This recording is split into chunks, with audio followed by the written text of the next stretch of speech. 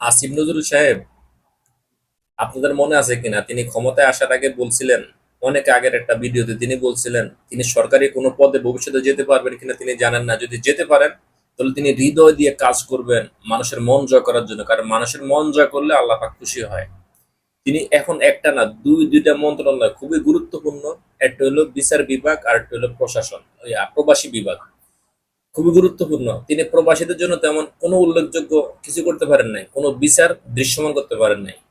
তিনি সিন্ডিকেট মুক্ত করতে পারেন নাই, বরং নিজে একজন সিন্ডিকেটের অন্যতম সদস্য হয়ে গেছেন, যেটা ইলিয়াস হুসাইন, পিনাকি ভট্টাচার্য সকলের ভিডিও দ্বারা প্রমাণিত প্রমাণিত সত্য। এই জন্য দুনিয়ার কারো কাছে না, তিনি প্রবাসীদের অধিকার নিয়ে যে সিনেমিনি খেলছেন, অধিকার বাস্তবায়ন করেন নাই।